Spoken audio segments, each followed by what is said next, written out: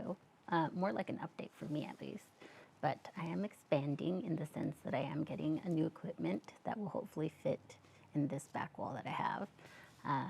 But that's something I'm very excited about because I finally feel like I'll have all the equipment that I need, in the sense of what I am trying to do with my clients who are people recovering after injury and are kind of looking for that in between from physical rehabilitation into fitness, and also people who are brand new to fitness in general.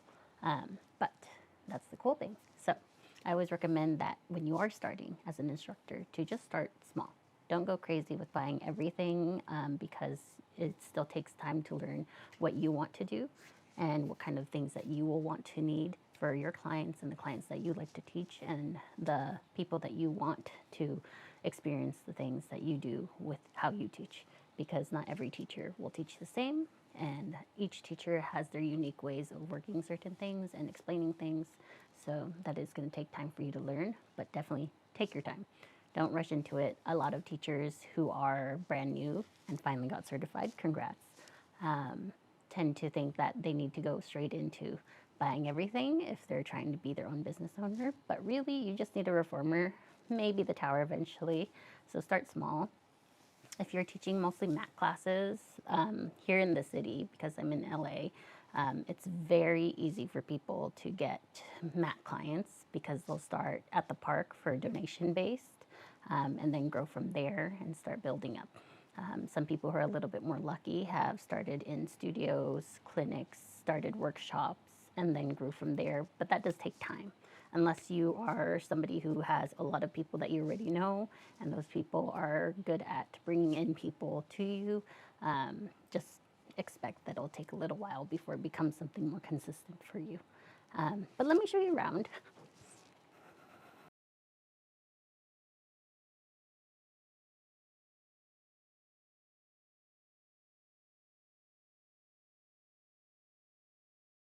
Balance Body Studio Reformer Tower.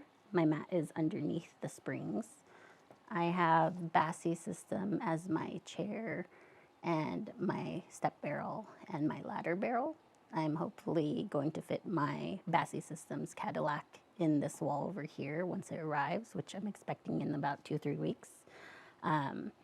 This is my Move Active socks. And then you'll see that I have my new props over here where everything kind of fits nice and neatly for my tower springs and stuff. This is like a bathroom tower thing that you can get off Amazon. As for my light barrel, it's over here in the wall by my bike. But this is how my studio is set up right now. And then hopefully I'll update you guys with what the tower Cadillac will look like in the back. But I'll continue the rest of this video with more details on becoming an instructor and how life is like as an instructor. Okay, well, I'm finishing up with one more client today. So I've had 5 clients today. My average is about 4 to 6, and that's my ideal. But in regards to becoming an instructor, if you are planning to kind of promote yourself online so that you can develop some skills into becoming your own teacher and your own studio owner, I do suggest learning some of these critical skills in regards to how the world works right now with social media, even though we do kind of hate it, is to learn how to use different tools like editing tools for videos like I am right now, and then editing tools for photos, which I use my MacBook for. I'm using a Sony a7 III as my digital camera, but most of my normal posts are actually from my iPhone, and then I edit it on my iPhone. But editing on your MacBook gives you way more options. That is borderline almost professional level for us as normal consumers, not so much for actual photographers and stuff like that. But things to consider, because using a MacBook with your iPhone, then it's kind of seamless and no problem. If you're using more of a PC or an Android, you will have different options by going through the App Store and searching for other ones that may be working for you. Unless your phone is a little bit more advanced and it has a lot more features, then that can be also another option for you. Now, I'll share a playlist of some of the videos that I've learned a lot of things from, and then also a playlist in regards to editing stuff and whatnot. So hopefully I can combine all that together for you. And then also seeing how it works, I'll give you a little preview on what it looks like from my MacBook when I edit photos, because I batch take photos using the what is it, time-lapse feature, I guess, on my Sony. I'm not sure if there's a way to do it on iPhones yet. I was trying to figure that out the other day, but I'll update you if I can figure that out. But the time-lapse feature on my camera shoots photos every couple of seconds. So I will do a couple different exercises, a couple different poses, and this and that. And then that way it's all caught on camera within just a few seconds of each other. And then I put them into my computer, and that way when I edit it on my MacBook, I can see each one continuously and simply apply essentially the same edits to it. So that way it all matches. So I'll show you that right now. Okay, some of the YouTubers who I've learned a few things, which hopefully some people have seen some of their stuff. If not, totally okay. But the first one is from Peter McKinnon. He has a couple things from a while ago that I was watching, and it kind of got me into a little bit more of some ideas of how editing works a little bit differently with different devices, and how you can utilize it, and how you can create your own kind of theme, I would say. But also there's Becky and Chris, who uses more of the standard graphic design stuff and editors like Lightroom to create more photographic images, which is good for learning, but you do not have to go into the Adobe stuff as much unless you want to use maybe like the Adobe Rush, which I use sometimes for my video editing.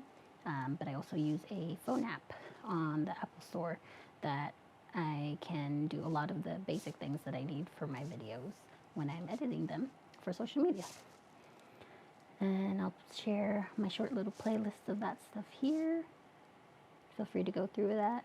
It could also just be just inspiration for you. You don't actually have to do all this, but having good visuals on your photos can really help make you stand out.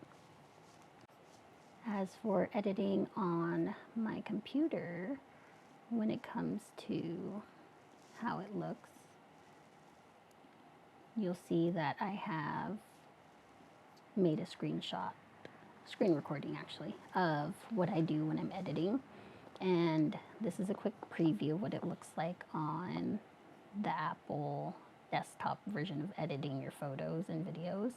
But you get the option to change temperature, how much light there is, if you're focusing on skin tone or not. And then when you get to the bottom graphic, which shows you the different basic colors, red, green, blue, editing it can either lighten it more, and then also can make it darker in certain areas, changing the curve into higher curve, lower curve. So like an S curve for some photos if your place is a little bit more on the brighter spot.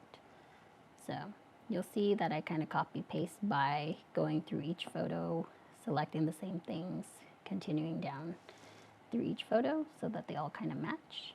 And then eventually I start cropping things to fit for either social media or for web stuff. But that is kind of like my quick overview on how I do those kind of things. It's very useful because you can do it all within a short period of time if you just hold your mouse over the same spots and just click through with the keyboard through each photo. And then it's also really easy to re-edit it back to the original, so that way you can just make another copy and you have several copies in different formats. So hopefully that helps you.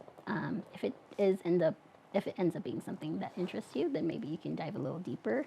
I just like using my basic things that I already have and not spending too much on all the extra stuff. But if you feel more creative than I do, hopefully you find some more inspiration through those videos I've shared in the playlist. Otherwise, thank you for watching. I'll see you guys in the next video.